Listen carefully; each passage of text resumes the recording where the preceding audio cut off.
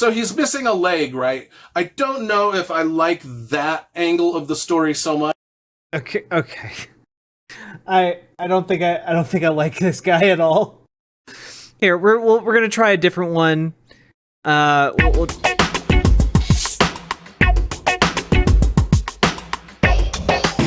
Hello guys, today we are again talking about J.K. Rowling on this channel. This time we're talking about her work, a recent book, Troubled Blood, which she released under her pen name, Robert Galbraith, that has been causing a lot of controversy. A lot of people are saying this book is transphobic and so forth, so I decided to read it and actually see for myself what the book is about. Well, I actually listened to it on Audible, which is kind of lame to do a video review without actually having the physical book with you. So, you know, the only thing I have to show is my phone with a broken screen. Now, I'm not the first person to make a video about this book, and unlike the other reviewer, I actually listened to the whole fucking book. The Audible version is 31 hours. Mention one character name through their whole review video. Very odd. But anyway, we're gonna roast that person a little more later. Now, this video is a review, so I'm going to talk about the story, and I am going to give major spoilers, like I'm gonna tell you how the book ends. So if you don't want spoilers, why the fuck did you click on this video for? But anyway, let's start with the author, Robert Galbraith. chat. We need Lindsay Ellis back. We need Lindsay Ellis back so much. Shit like this. We need her back.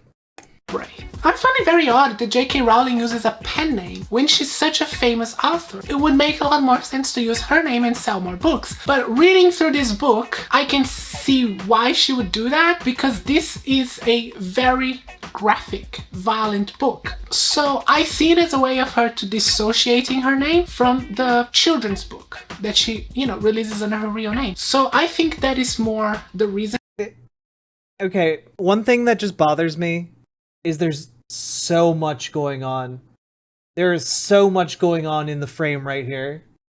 And why she says it's something to have her inner male author or some bullshit like that, which doesn't make sense because this book is clearly written by a woman. So I think it's just a way for her to separate those two lines of work. So, when a kid is looking for J.K. Rowling on a library, they won't find these books. Because these books are not meant for children at all. Now this is the fifth what the fuck? Now this is the fifth book on her Cormoran Strike series, which follows soldier turned private detective Cormoran Strike, who is kind of a mix between Magnum and Sherlock Holmes, I suppose. And I haven't read any of the previous books, so this was my first contact with the Strike series, as it's called.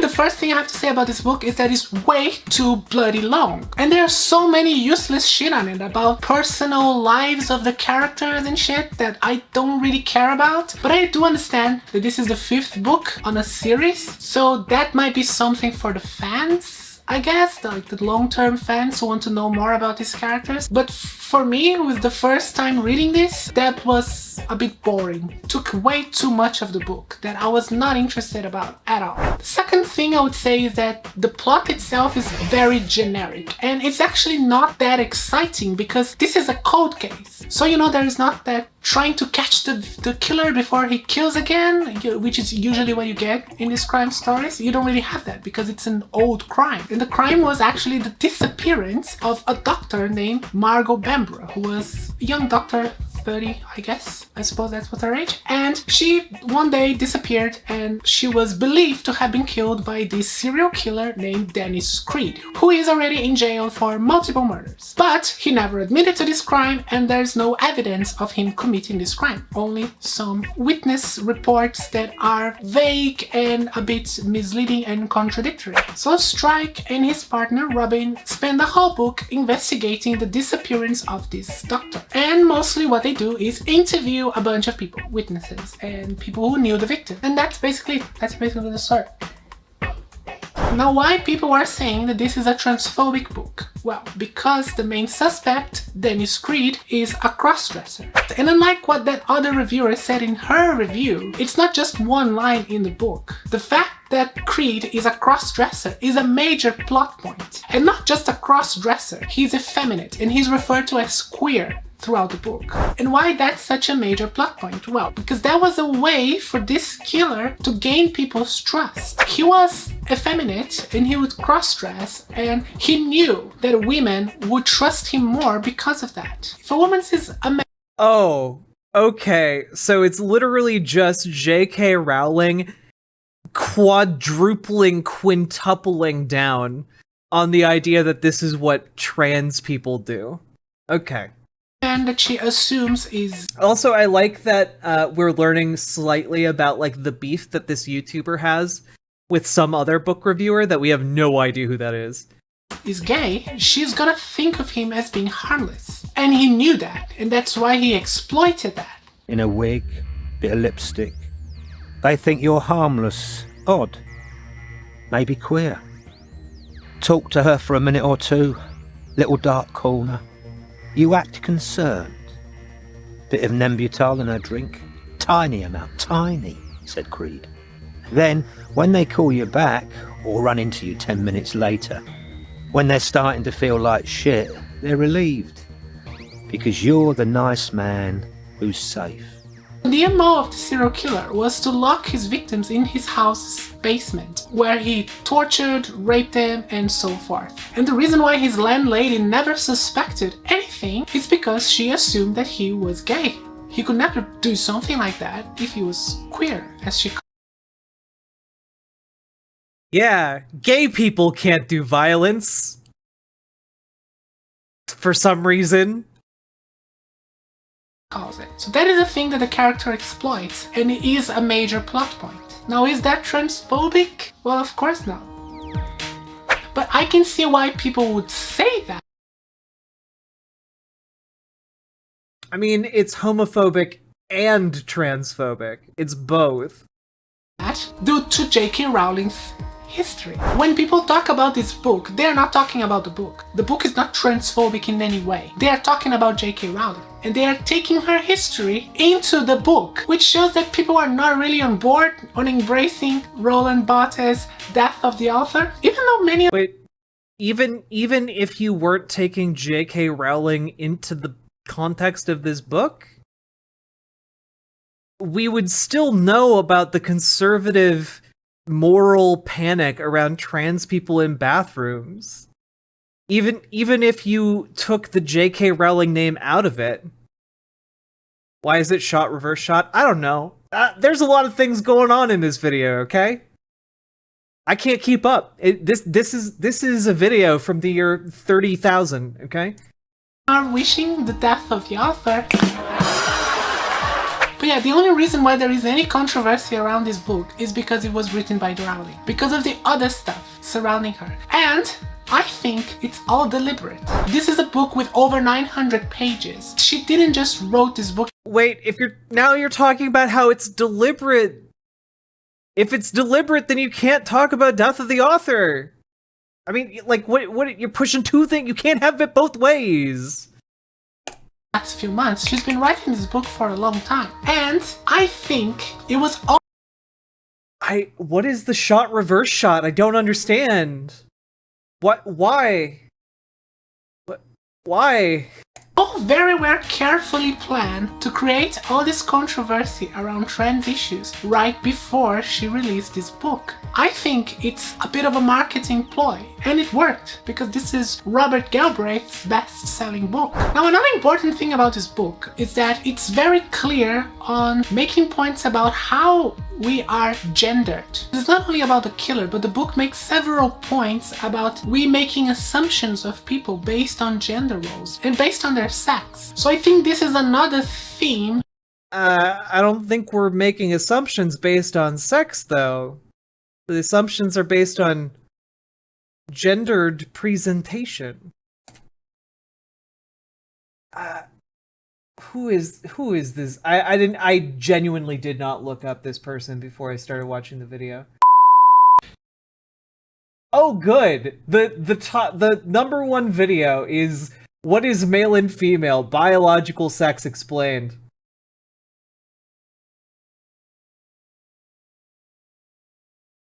Okay. I think we kind of have an idea of where this person is coming from. I think before we were watching it as if Death of the Author was applying to this video, and now we are not.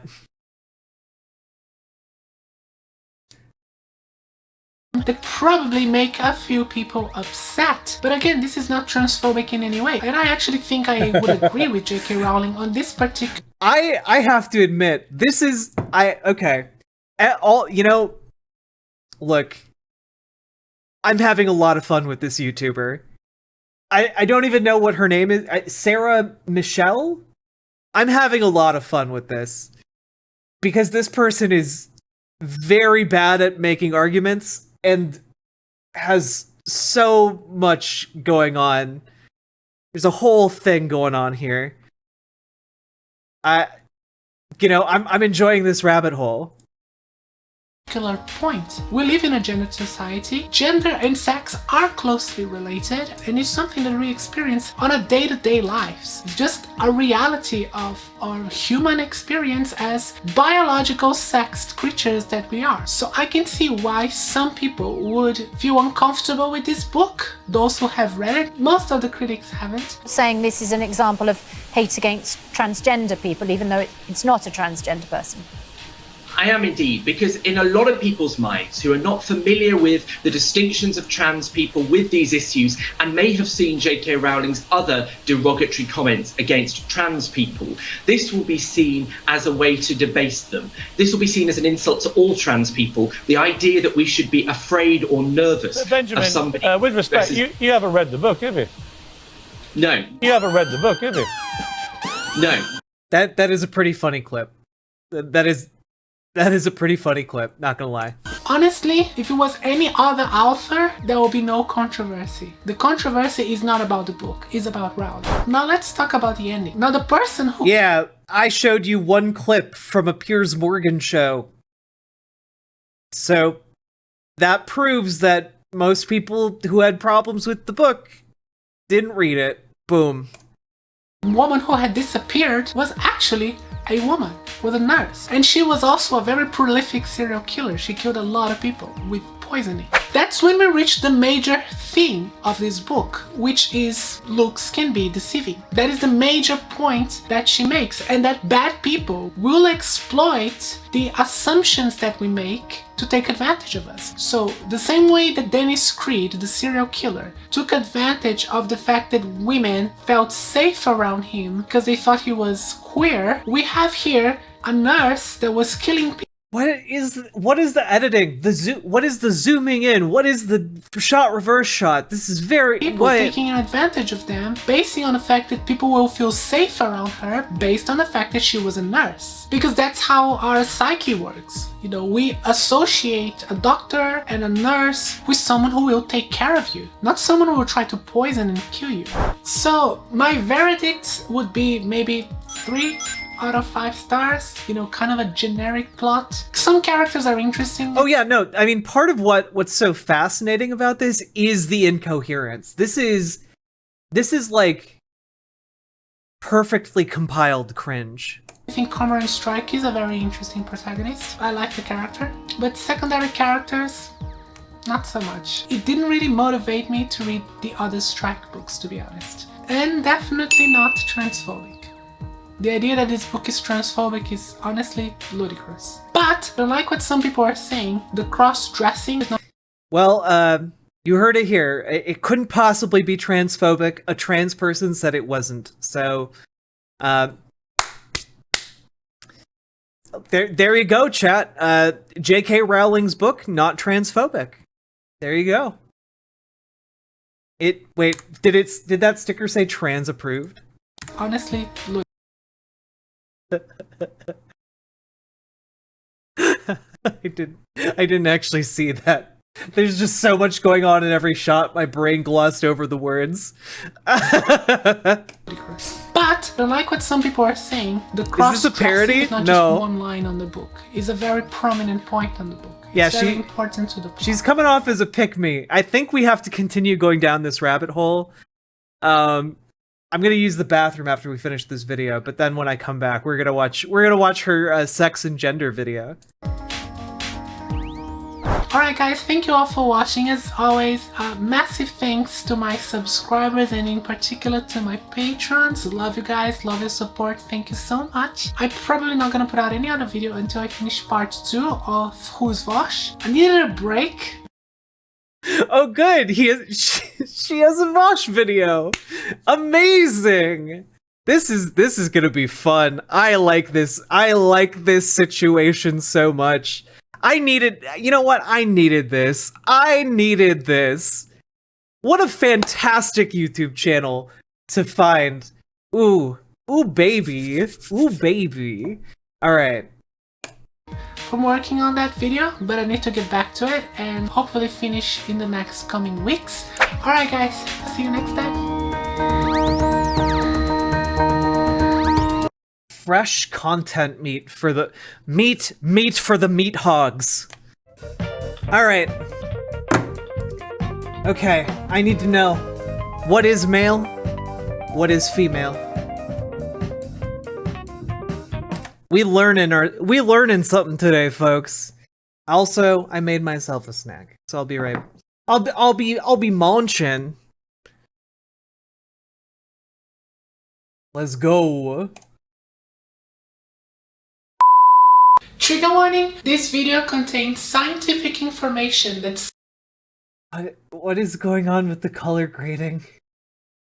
Alright. Some might find uncomfortable and unsettling.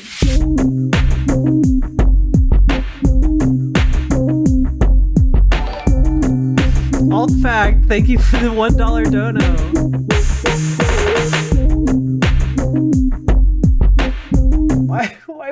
Why would you use an illustration that you have to blur out? Sex is a polysemous word, and its meaning depends on context. For example, the word sex can refer to sexual intercourse or coitus. It can also be used as a euphemism for one's genitals.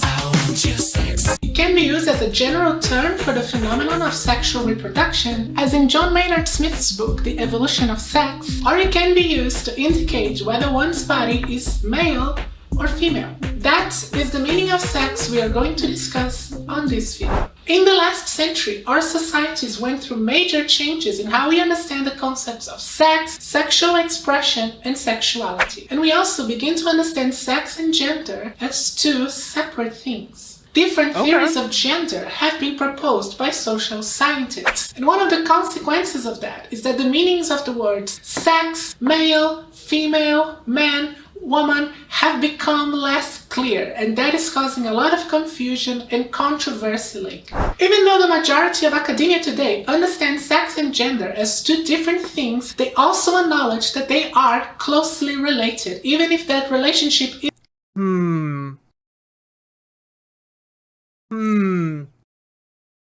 I do like her outfit though. Isn't always very clear. In fact, whenever discussing these matters, whether with a lay person or an academic, it's often unclear what they mean when they say that someone's sex is male or female. A famous video from SciShow, which I have already responded to, loosely defines male and female as categories based on a combination of biological...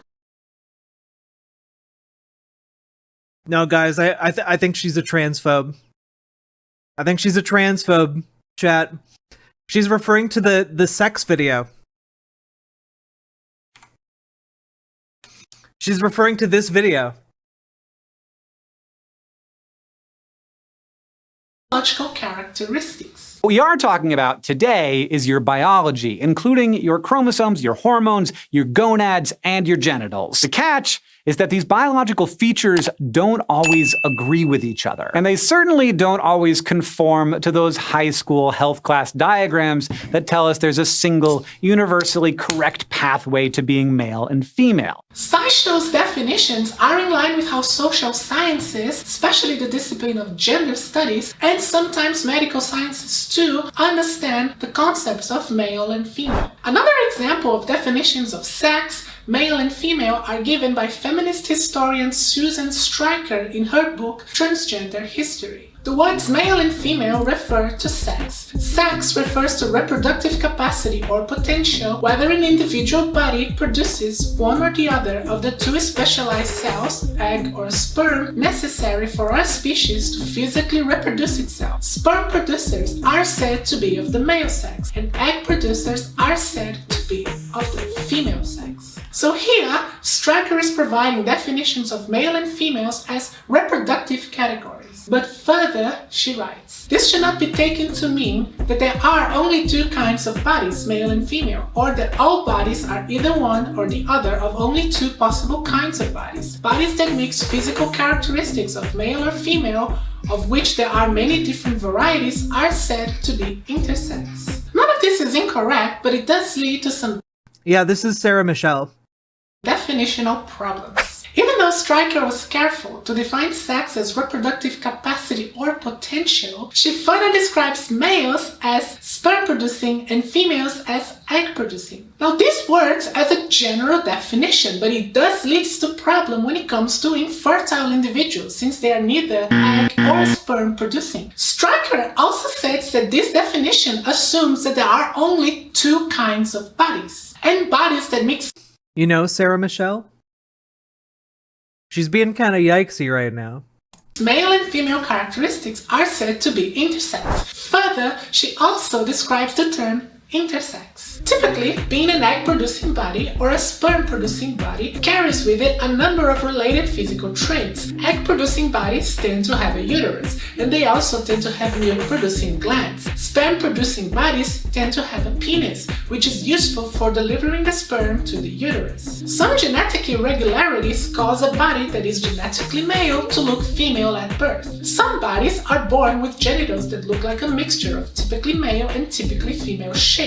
Some genetically female bodies are born without vaginas, wombs, or ovaries. All of these variations on the most typical organization of human reproductive anatomy, along with many, many more, are called intersex conditions. This is also correct, but just like Hank Green from SciShow, it seems that Stryker is defining male and female as a combination of sex characteristics. Even though at the same time, she also defined male and female as reproductive categories based on one's capacity or potential to produce either eggs or sperm, which Yeah. But there are multiple steps in the creation of eggs and sperm? Like it's a complicated process? a lack of clarity in her definitions of male and female. The main reason for this confusion is because Green, Stryker, and others who discuss this topic on a sociological or medical context only have human beings in mind. This is a problem that evolutionary biologist Richard Dawkins raised in his classic book, The Selfish Gene. We as mammals. Oh, good. Classic trans ally Richard Dawkins. Consider sex is defined as a syndrome of characteristics: possession of a penis, bearing of the young, suckling by means of a special milk gland, Hey, Spooky Bed Hair, thank you for the follow. certain chromosomal features, and so on. These criteria for judging sex are very well for mammals, but for animals and plants generally, they are no more reliable than is the tendency to wear trousers as a criterion for judging human sex. In frogs, for instance, neither sex has a penis. Perhaps then, the words male and female have no general meaning. They are, after all, only words, and if we do not find them helpful for describing frogs, we are quite at liberty to abandon them. We could arbitrarily divide frogs into sex 1 and sex 2 if we wished. However, there is one fundamental feature of the sexes which can be used to label males and females throughout animals and plants. That is that the sex cells or gametes of males are much smaller and more numerous than the gametes of females. That is true whether we are dealing with animals or plants. One group of individuals has large sex cells, and it is convenient to use the word females for them. The other group, which it is convenient to call male, has small sex cells. And as we shall see, it is possible to interpret all the other differences between the sexes stemming from this one basic difference. At first, this might seem I would argue that there are probably many exceptions to that rule. simply like a longer version of that basic definition. Oh baby, let me take a sample of your sex cells to see if they're small or big. Like, holy shit, the farther people get into this shit, the less it matters. Given by Stryker. But Dawkins' description gives us a great insights why any definition of male and female that refers to a combination of sex characteristics is not useful in biology. It is a bad definition. They are useful when referring to organisms that share similar Oh, Dawkins' book, The Selfish Gene, has been challenged repeatedly in the scientific field? I'm shocked. physical characteristics. But when referring to organisms with vastly different phenotypes like humans and frogs, human physical characteristics are as useful to determine the sex of frogs as it is the tendency of a human to wear trousers or skirts. But Dawkins' descriptions are still a little bit problematic. The reason why I say so is because it might lead some to think that what determines the sex of an organism is the kind of sex cell it actively produces or has the full potential to produce. Which again might lead some to conclude that infertile individuals are neither male or female. But before we can solve this definitional challenge, it is important that we get familiar with a few important concepts. At no point in the excerpt I quoted from Dawkins he refers to sperm or eggs. In fact, he mentions small and large sex cells. Because this is what the word sperm and egg actually refer to. Sex cell size. No. No. That is incorrect. So, oh boy, alright. It doesn't matter how big the sex cells are or the relative difference between them. Whenever a species reproduces via a combination of sex cells that are different in size, which is called anisogamy, it is determined that the large cells are called egg and the small cells are called sperm. As the Encyclopedia of Evolutionary Psychological Science describes, female gametes are larger than male gametes. That is not an empirical observation, but a definition. In a system with two markedly different gamete size, we define females to be the sex that produces the larger gamete. This is not an empirical observation.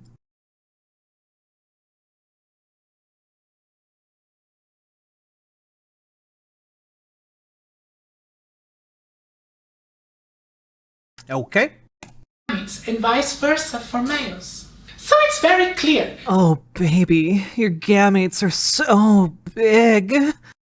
Male and females are two reproductive categories based on measurable difference in gamete size. Whenever a species reproduces via anisogamy, it is determined by convenience that the female will be the one that produces the large sex cell, and the male will be the one that produces the small sex cell. And the reason why we do so is because, as I have explained in my video response to SciShow, scientific classifications and categories, they need to be precise and practical. They have to facilitate communication between scientists. They have to be meaningful and leave little or preferably no room at all for ambiguity. So then, wouldn't you just be asking for more categories than male and female?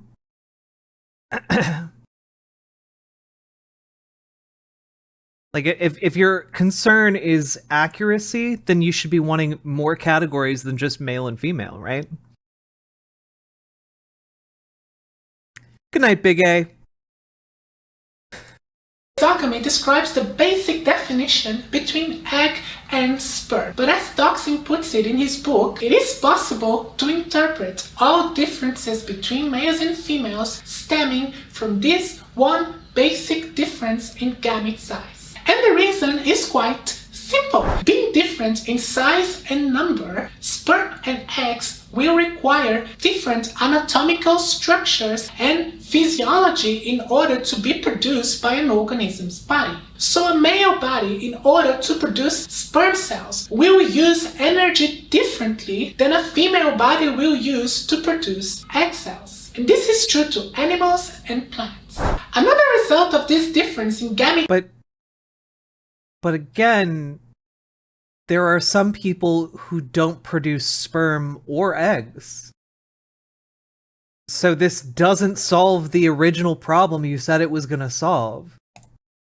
We call I did alt fact. I'm just eating and trying to focus on this video. sexual dimorphism, which is defined as the visible differences between male and female bodies. The simplest explanation for the evolution of sexual dimorphism is that it increases the chances of a male or a female to find a mate to reproduce. And even though sex characteristics vary greatly between different species, I mean human and peacocks are quite different from each other, the explanation for the evolution of sex characteristics is the same. And that explains why it's possible to classify an organism as male or female even when the organism is infertile. Because eggs and sperm require different structures to be produced. Another issue that is causing a little bit of confusion in people regarding the definition of male and femaleness is the process of sex determination, because that is indeed a very complicated process. Now, we are used to understand sex determination according to the XY sex determination system because, well, it is the system that we use to determine sex in humans. But there are other systems of sex determination in nature, which might make it easier for us to understand why fertility is irrelevant when it comes to determine whether an organism is male or female.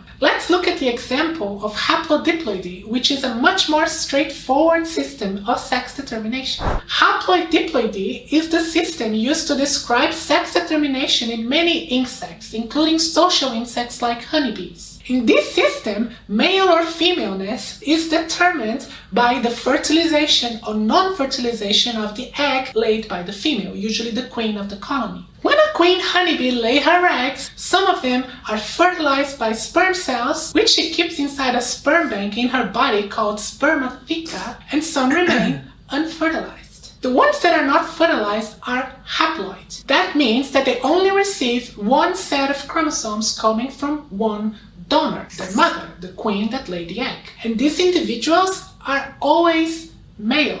However, the laid eggs that are fertilized are diploid. That means they receive two sets of chromosomes, one coming from their mother, the queen, and the other coming from their father. And these individuals are always female. Now, worker bees are typically infertile and they don't lay eggs. But genetically, they are identical to queen bees. In fact, what causes a female honeybee to develop as a worker or a queen is solely the kind of food that she receives in her larval form. Again, genetically, they are the same. This example of haplodiploidy is extremely useful to explain why fertility plays absolutely no role in determining an organism's sex. Yeah, but genetically they might be the same, but they aren't the same. How would this apply to humans exactly?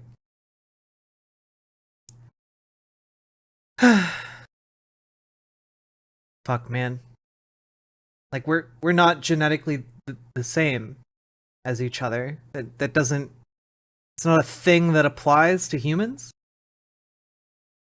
Queens and workers go through the same process of sex determination, but only queens are typically fertile. And even though sex determination is much more complex in the XY sex determination system, the moment when the sex of a human being is determined is exactly the same moment when the sex of a honeybee is determined, at the time of conception. The general rule is... No, that's not... No. Okay, she's just making the chromosome argument, guys. This is a whole lot of words to make the argument for chromosomes.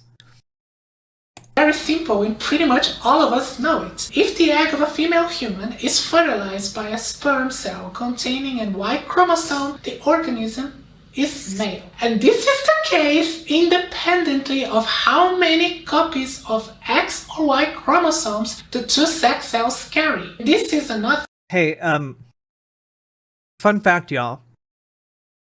A lot of people don't have their baby's DNA tested. So, you're not going to know what the DNA configuration of your baby is or your child is, likely ever. Okay? So the idea that, like, well, we can verifiably know what your sex is, like, okay, but that would require you DNA testing all babies, you know? Even in this system, which we don't do. We sex each other on different bases than what she is describing. The common point of confusion. Thank you very much, Fausto Sterling. Now, we are used to define human females as XX and human males as XY, but that's not quite correct. The page about Klinefelter syndrome on the NHS website gives a very good explanation. Usually, a female baby has two X chromosomes and a male has one X and one Y. But in Klinefelter syndrome, a boy is born with an extra copy of the X chromosome. The X chromosome is not a female chromosome and is present in everyone. The presence of a Y. Oh yeah, no, my ass is dragon. Transphobia is rooted in fascism, and the only endpoint they want to see is all of us gone. Being a pick-me just means the last one being gone.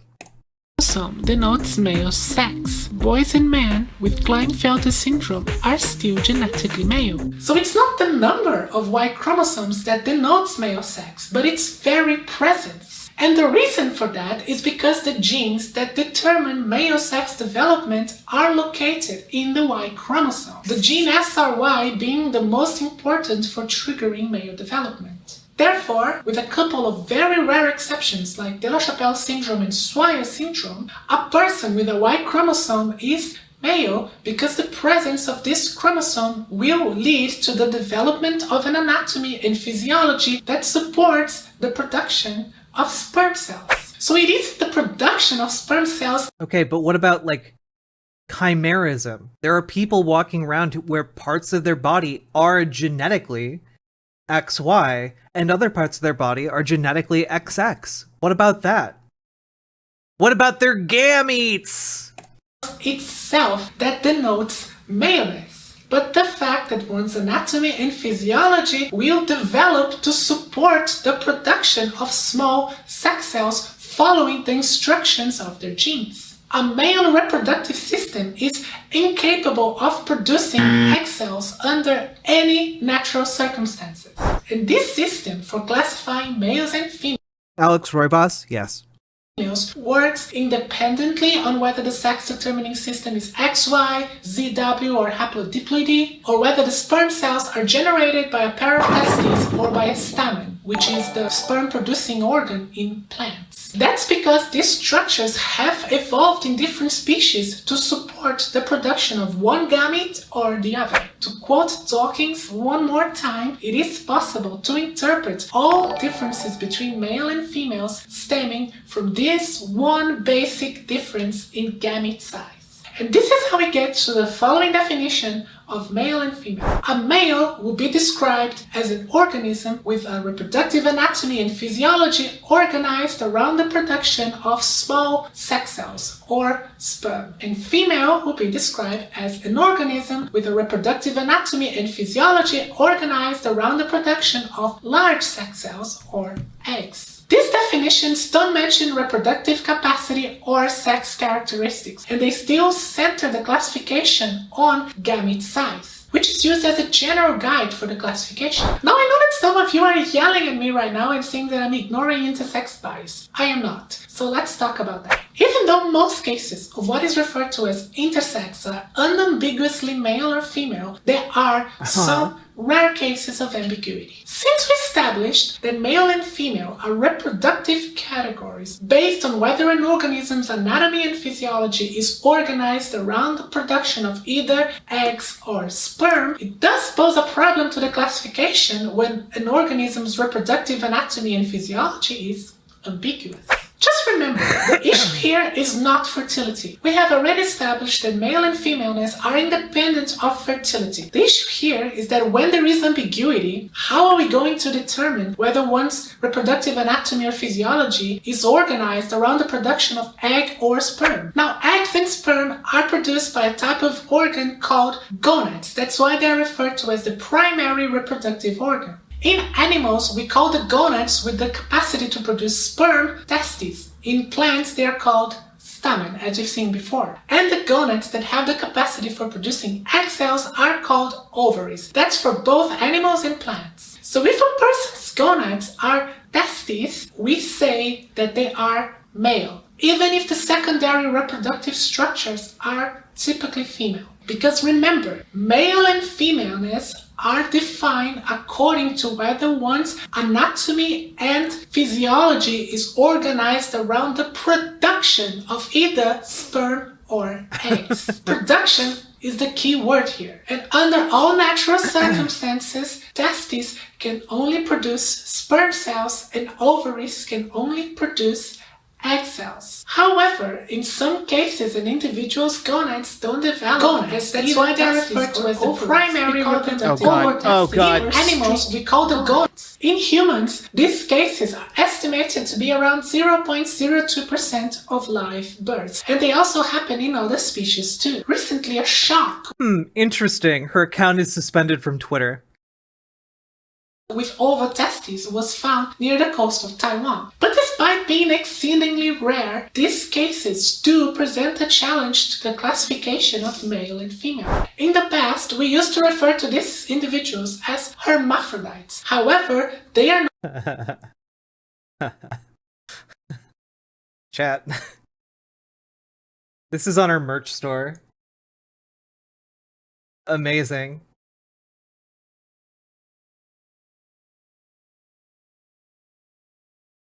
Fuck, man. hermaphrodites, since in biology hermaphroditism is defined as an organism having the reproductive anatomy and physiology organized around the production of both sperm and eggs. And this is not the case here, since strict gonads are underdeveloped gonads. They are not discernible as either testes or ovaries. By the way, intersex people in this situation usually feel... Okay, yes, she is trans. I verified that from her Instagram.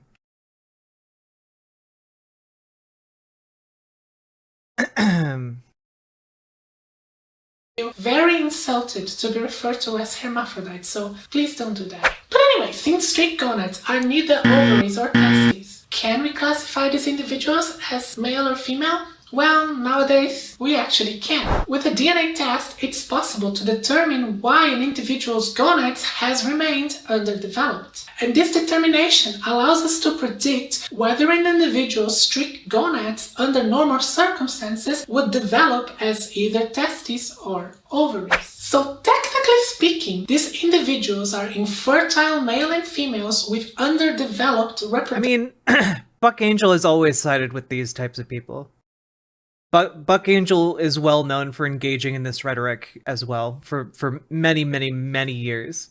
Reproductive organs. And one more time to remember, infertility doesn't matter when it comes to classifying sex. Yeah, this is Bargain Bin Blair Here comes an important question. Do we always, under all circumstances, have to make a determination? Well, I don't think so. A big concern of intersex individuals is to have their bodies altered through surgeries to fix their reproductive... Wait, why do we need to decide if an intersex person is really male or really female when we could just call them intersex, you know?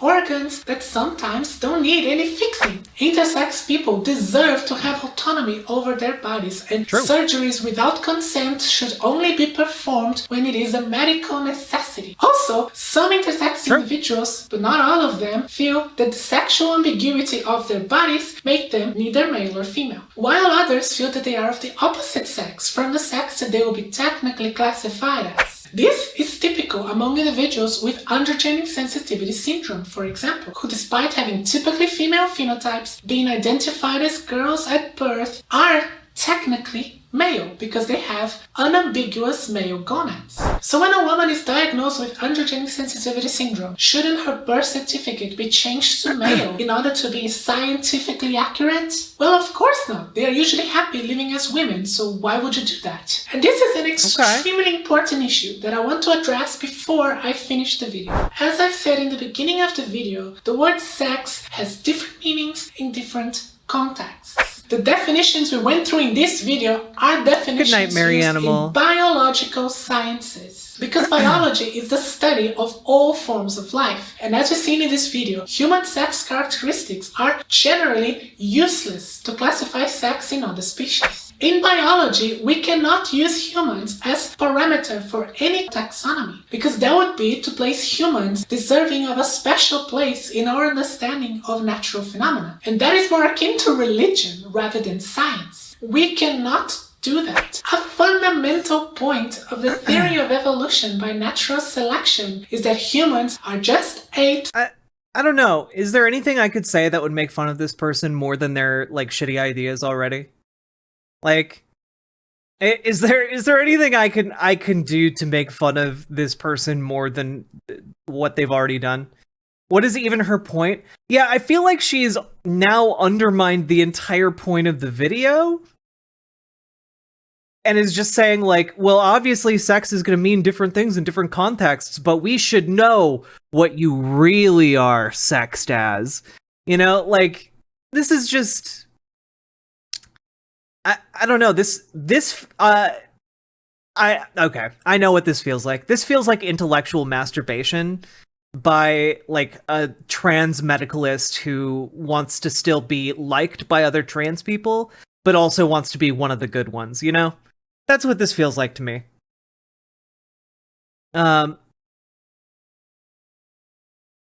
Hello, I've been here for a couple minutes, been stuck on what the fuck. Yeah, we're going down a rabbit hole with this YouTube content creator, okay? In a succession of ape species with no special place in the tree of life. But in other contexts, outside of biological sciences, such as legal, political, social, and to some extent medical, the word sex, male, and female can have alternative meanings. And that is why I think it's so important to make very clear what is the parameter that you are using when you are talking about sex and male and female. When a person uses the expression biological sex, they are referring to the definition of sex that we went through in this video, which is the definition used in biology. Doesn't mean that we have to classify sex like that in every single circumstance. Sometimes someone's biological sex and someone's legal sex, that is the sex that they have in their birth certificate and identification documents, is not the same. And that's okay. And I think we must stop being so inflexible on the idea that they must always be the same. And both extreme sides on this gender and sex debate are fixated on that idea that they always must be the same in every circumstance. And that doesn't serve anybody, and is only... I am not gonna lie, chat, I have no idea what she's talking about right now, other than the fact that she's trying to be like, look, the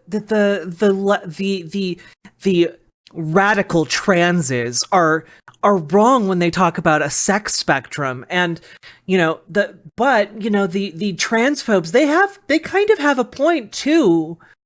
But you know, they're also wrong sometimes, and it's just like, okay. Causing stress and confusion, especially on Twitter. It's crazy. It's making people angry, miserable, and just fight and hate each other constantly. It's making cis people, trans people, intersex people, non-binary people harass each other, discriminate against each other. Oh my god, her most recent video is about how talking about a sex spectrum is interphobic, meaning it is discriminatory against intersex people. Oh my god. Oh my god. She's incredible. This is wild. Jeez Louise.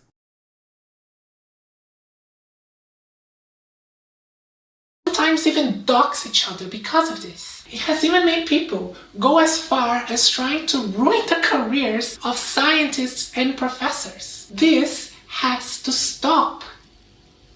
Thanks for watching, guys. As always, a big thank you to my subscribers and a massive ultra thank you to my patrons. Your support means a lot to me. I am fascinated.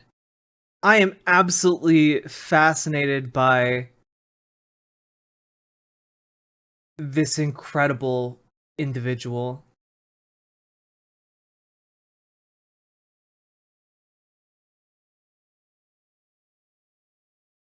Okay, we're not going to watch the Vosh videos because I'll save those for later, okay? This is a very difficult video for me because I've been keeping this with myself for a while and it has become suffocating. But I think I owe it to you guys. Yeah, she has 3 patrons. She has 3 patrons. She makes $13 a month, okay? And to myself to be honest about who I really am. So anyway, I don't want to prolong this too long. It's time to finally get out of the closet and announce that I am officially entering the left.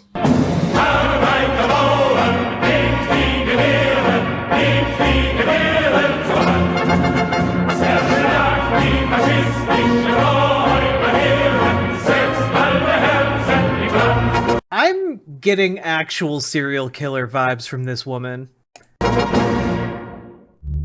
Okay, let's think of a new name. Something sexy, funny. Oh, it's Shoe on Also Head. indicates that Get it? now I'm left. So Get it? She's doing a thing. call me Treadwife. That's cool. Is it taken? Shit. Yeah, it's taken.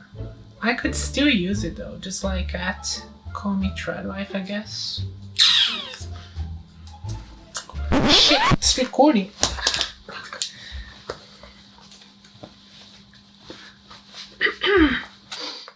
Hello, comrades. It's great to finally be able to be myself with you guys.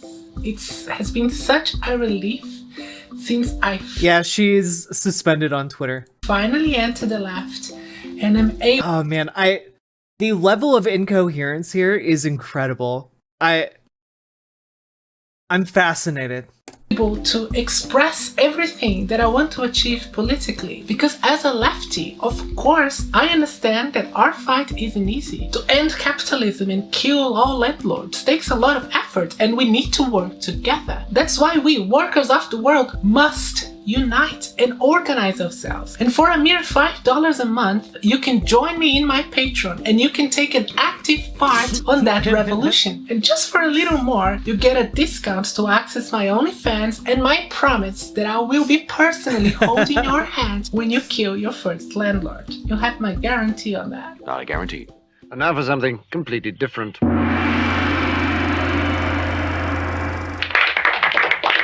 About a year ago, I live streamed Oh, okay. We weren't going to even commit to the bit for a full minute and a half? myself during the political compass, and even though I was quite drunk at the time and misunderstood a couple of questions, the final result was a pretty accurate picture of my politics. About a month or so ago, I decided to do the political compass test again, and I was quite surprised to see how my politics have shifted towards the left. That of course got me thinking what has changed about my politics that made that shift on the spectrum. And if you consider that about 2 years ago, when I did the political compass, my position was on the center, slightly to the right, this has been a quite significant shift on my politics, and I think I should try to understand what it means, and this video is basically a reflection about that.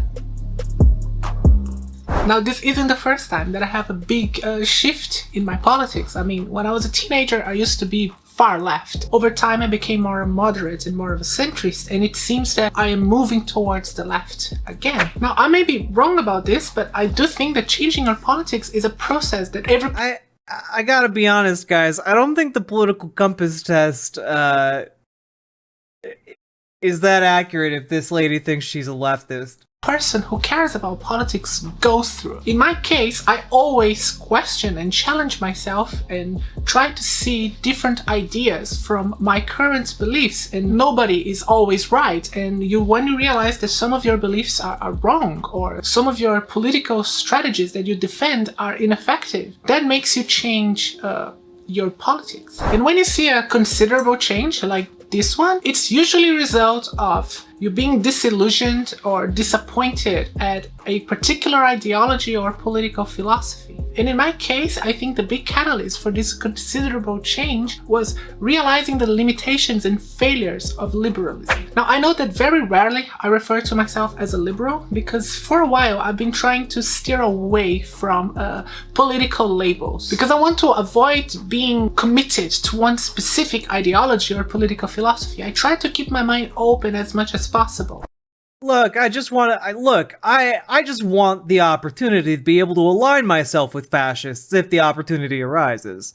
And I think until, well, at least a year ago, liberal was the best word to describe my politics. Well, at least according to my understanding of what liberalism is, because if you think about it, people have very different ideas. Yeah, what is your idea of liberalism? Of what a liberal person is. I mean, depending on where you are geographically, calling yourself a liberal can mean almost opposite things. Here in Australia, for example, liberalism is associated with right-wing politics. The Liberal Party of Australia is the major conservative party in this country. In the UK, and I think Europe in general, liberalism is usually associated with Gladstonian liberalism, which according to our modern standards would be considered a moderate conservative political philosophy. Named after British Victorian Prime Minister William Gladstone, this type Yeah, she's a conservative Aussie. of liberalism consists in limiting the role of the state in the economy with low taxation, austerity policies, and little market intervention. In the social side, Gladstone emphasized individualism and individual freedoms, such as freedom of speech, while promoting equality of opportunity via institutional reform. Particularly in the US, this type of liberalism is referred to as classical liberalism. But in the USA, liberalism is associated Classical liberal. with progressive politics, not conservatism. The type of liberalism. Okay, you know, chat, you're all saying she's discount Blair White. I have to disagree. She's just trans Dave Rubin. That's what's happened here. Associated with the American Democratic Party is social liberalism. In contrast to Gladstonian liberals, social liberals believe in a more direct involvement of the government in reducing inequality, also believing that equality of opportunity is not enough. When it comes to the government's role in the economy, social liberals may range from austerity-free trade types to interventionists to downright corporatists like the Clintons, for example. Now, the USA doesn't really have a liberal party, but the term lib is often used to refer to Democrats, which is a party that oscillates between center-left and center-right. Which, by the way, noticing how the Democrats oscillate between center-left and center-right, while the Republican Party oscillates between center-right and far-right, is a very good clue to see how American politics is markedly right-leaning, well, at least mainstream politics. True. And here in Australia is actually quite similar, because the Labour Party is actually centre-left, while the Nationals and Liberals coalition is oscillating between moderate right and far right. Now, I came to Australia about 6 years ago, and during this time I became more in touch with Australian and American politics. I come from Brazil, where our politics is completely different. It's much more left. She comes from Brazil? Okay. Leaning than it is here, even though that also has changed. Being more in touch with Australian and American politics made me realize a very important thing. I don't like any of these political parties. Liberals, Labour, Democrats, Republicans. I hate all of them. Now, I've been talking about left and right-wing politics, but honestly, what the fuck does that mean? Because people also have different ideas of what right and left-wing politics is. For example, I have been called right-wing because I state that the human species has only 2 sexes, which is correct. So according to some, being right or left-wing depends on whether you accept the critical theory of gender or you don't. And similarly, you have people like Ariel Scarcella. Ah, yes, she's gender critical. Yes, I would say that being gender critical, generally speaking, does align you politically conservative. who defines being right or left wing depending on whether you support the LGBT movement or you don't. I mean, her whole brand is about being a conservative ex-lefty lesbian who supported Donald Trump during the last US election. But when she actually did a political compass test, her politics are actually left wing. The results. So what does this mean? So you're like. Okay, so what does this mean? So as you can see, just I mean, either that means you are aligned pretty closely with Ariel Scarosella, which indicates that, I don't know, your positions are relatively equivalent with how conservative they are, or maybe you're a bit different. like liberalism, people use the terms left and right to signify different things. And online, honestly, these terms are rarely used to describe your views on political economy, as you would use these terms in political theory. In online political discourse, left and right are identities used to indicate your allegiance to one group or the other.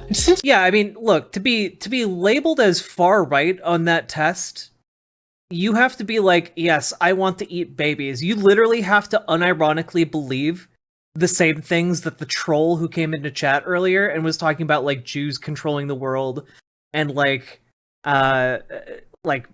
hating the fucking black people, okay? Like, you literally have to be a neo-Nazi to be close to, like, the far right on that test. Political discourse yeah, you have to confirm in you're English the language. You have to confirm you're not the resurrected corpse of the first Coke bro to die. Almost entirely dominated by Americans. Left wing usually means Democrat, right wing usually means Republican. That's what it is online. But to the rest of us who aren't Americans, this is a fucking pain in the ass. And not Joe Lewis, thank you so much for the raid. We're going down a little rabbit hole with this trans medicalist lady who's also attempting to explain politics to us. I'm just fascinated that this individual exists. Hello, raiders. For those of you who don't know, my name's Riverboat Jack. I'm a socialist, I'm a lefty, talk about the news and politics, and we're just having a chill day. I want to be playing Elden Ring, but the game kicked me out of being able to play it, so I'm waiting for my Steam to update it so that I can play it more. Well, I'm a sleepy Gramps, but I'll keep up and lurk. Well, I hope you're doing okay, Joe. You do good work. I hope you had a good stream. Am I staring at Gen X Blair White? I mean, more or less, though. As we've delved deeper into this rabbit hole, it's less Gen X Blair White and more Dave Rubin if he was trans. the good kind. Because most of political discourse among Americans are about American issues that most of us don't really give a fuck about. And it's worse than that because of the influence. Oh, also, she's in Australia. That American organizations and institutions and people have all over the world. We are all affected by their culture wars bullshit. We often have these American values and ideas forcibly imposed on us through online discourse. If you see how Americans recently are using critical race theory to refer to France laicite as racist is a good example of that. Critical race theory is based entirely off an American perspective, a view of American society. But Americans use that to basically judge the rest of the fucking world. When of course that is not always applicable everywhere. Each society has a different history. And over the last few years I realized that American liberals are just as bad as American conservatives in doing that. Now you all know how I am a big critic. It's true. Look, us lefties in America have been working very hard to export critical race theory to all corners of the globe. Soon our plan will be complete. Of identity politics and corporate censorship, and these things come mostly from American liberals. And when Americans use their privileged position online to force things on people from other places, they are engaging in nothing short of cultural imperialism. That's what it really is. And I think I moved away from the political center and from liberalism as a way to resist this bullshit. Now, as we've seen so far, American liberals aren't really left-wing, meaning socialist. They are center-left at most. And at the same time, moderate conservatives who are on the center-right are all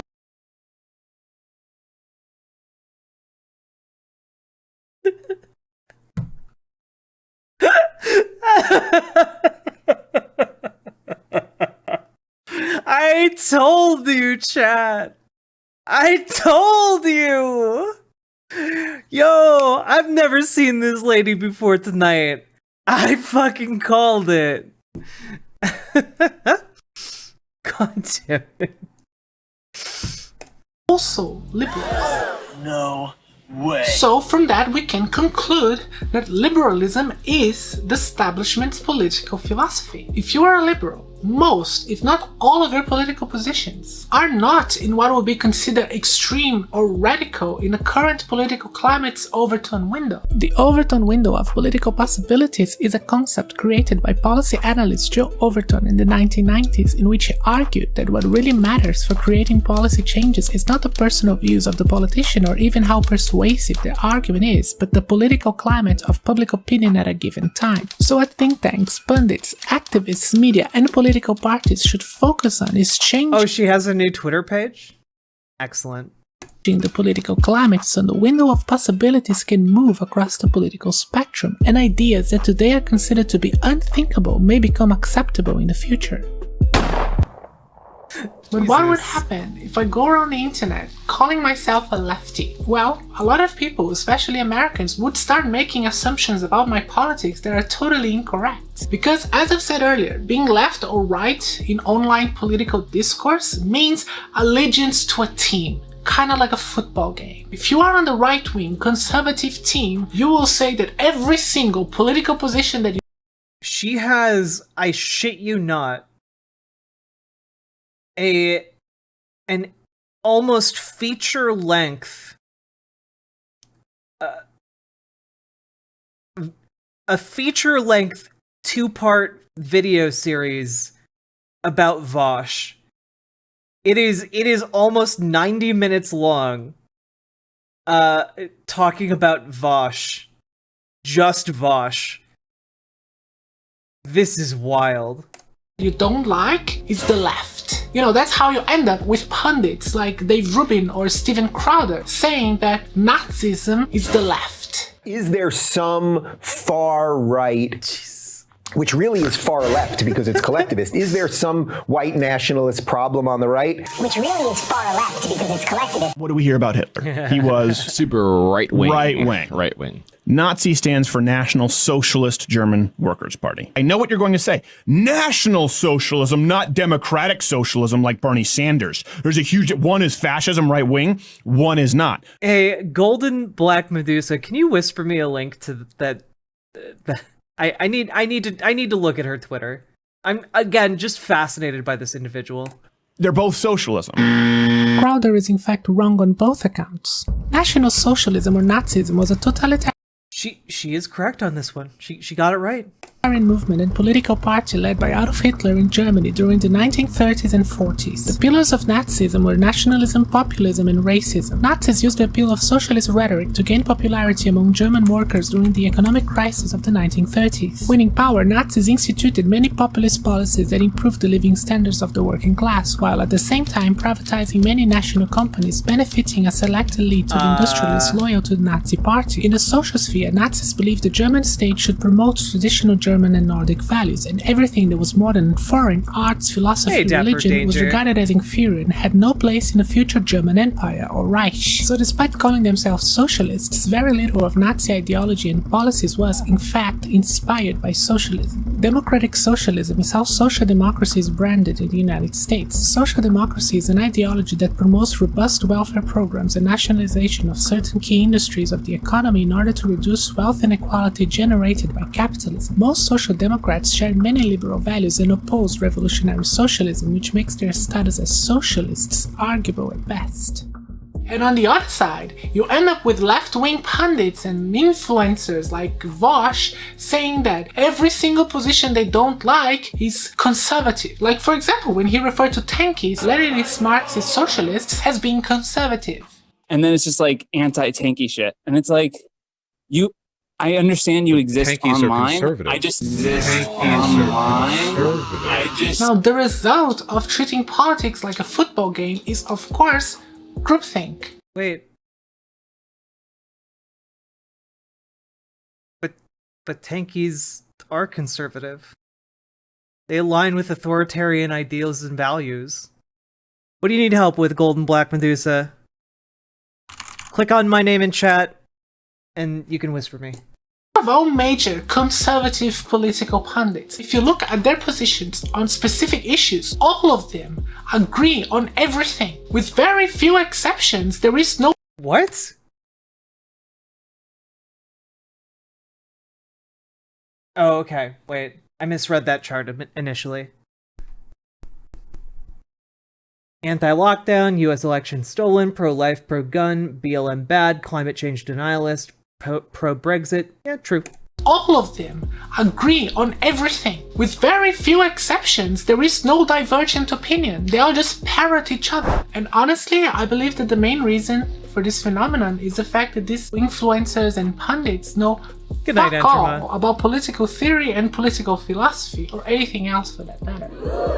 And the ones who get really big do so by basically staying inside the overtone window of their team, while vilifying every single position deemed too extreme as being part of the other team, which is how you end up with aberrations such as the fishhook and the horseshoe theory. And the same way that you see conservative pundits saying that Nazism is a left-wing ideology, you would see left-wing pundits who are actually liberals referring to dialectical materialism, you know, the basis of Marxist philosophy, as being class reductionism and a form of white supremacy. I mean, seriously, I've seen people on Twitter who call themselves lefties referring to dialectical materialism as white supremacy. I'm not fucking joking. But this makes sense if you think that if you are a liberal, if you are in the middle of the political spectrum, your goal will be to maintain the political discourse inside the overtone window. You will deem all ideas outside the window as either being communism if you are a conservative liberal, or as being fascism and white supremacy if you are a progressive liberal. And this is how you make sure that the mainstream of political discourse is pro-establishment. Because with very few exceptions, almost every— Okay, you know what? I take it back. She's not trans Dave Rubin. She clearly doesn't have any love for Dave Rubin. I cede the ground. She is clearly off-brand Blair White. position that is anti-establishment is vilified by both sides equally. And this is something that Noam Chomsky has observed in The Common Good. The smart ways to keep people— Horseshoe theory is bullshit. We've already been down this road. passive and obedient is to strictly limit the spectrum. What's with the wine glass prop? She's trying to do a Lindsay Ellis thing.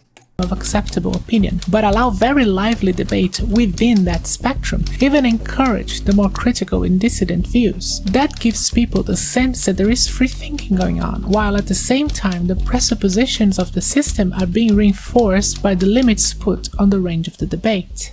Now, my solution to avoid playing these fucking stupid games is to just avoid political labels altogether. I mean, technically, yes, I am left-wing. And even though my politics are still influenced by liberalism, I mean, I'm not that far left, I will not call myself a liberal because I don't want to be part of the liberal team. And if I'm going to put a label on my politics, probably social democrat would be the best one. So anyway, I reckon that the reason why I have moved more towards the left was basically as a rebellion against Democrats.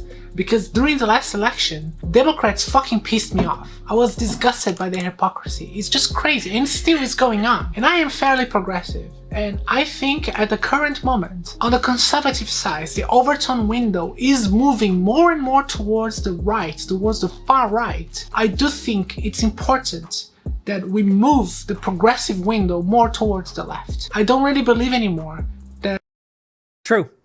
She is actually correct here, even if she is woefully incorrect when it comes to sex and gender. Liberalism can really counter right-wing populism. I think the left needs to reach the working class. At the moment, what is considered left-wing in online discourse is extremely elitist. It's not reaching the common people and dealing with culture wars bullshit that doesn't really address the material needs of people. People who are actually... She's Brazilian in Australia, and she talked earlier in the video about being irritated about America exporting culture to the rest of the world, which is something that America does do. But then she went on a weird tangent about CRT.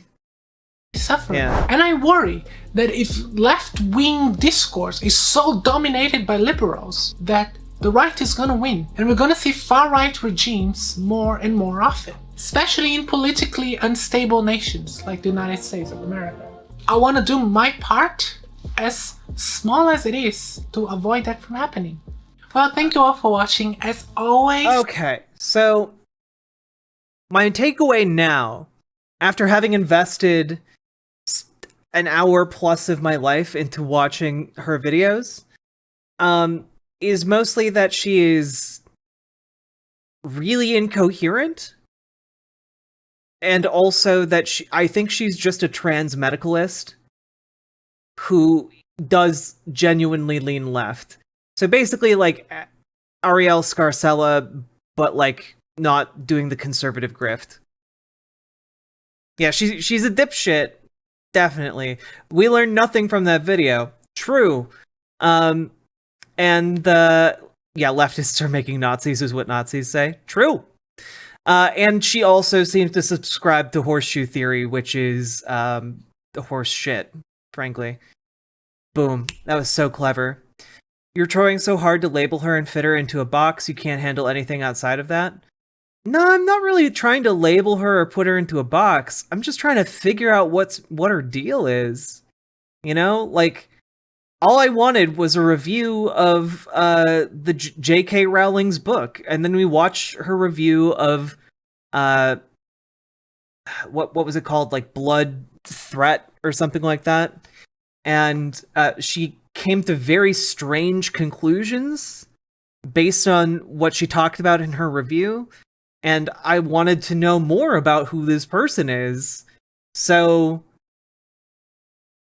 I then watched several more videos, and they remained inconsistent, and I kept trying to figure out what the fuck her deal is. Has she made a point in any of these videos? I think she has. I'm trying to be charitable here. I think she's made points. They're just not particularly insightful points. Especially to a politically savvy audience, like most of you are, you know? I thought she described the horseshoe as nonsense, that each side is labeled as anything outside of their Overton window as being on the other side, so Nazism is left according to rightists because rightists don't want to be Nazis. I don't. Yep, maybe she said that. Sure, fuck it. What is her name? Sarah Michelle on YouTube. Also, alt fact, thank you very much for the $1 dono and for the gifted subs to the RNG Worm and the Legend of Sean. Thank you very much. I don't know. I don't feel like I learned anything in particular, except I learned more about her. If you aren't deep into politics, then yeah, she would be making good points. For us, we already have been through these points. Exactly. You're all big brained, lots of wrinkles. So, her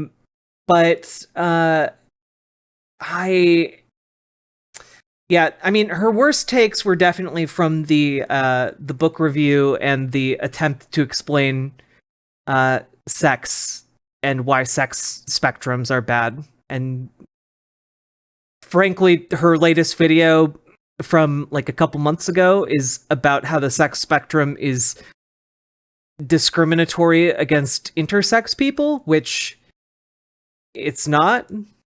And I'm really getting the vibe that she has some sussy-wussy opinions. She might also be anti-vax? I don't know. I think this is a person we'll have to keep coming back to, because I do have to admit, fascinated by the incoherence and different ideas going on here.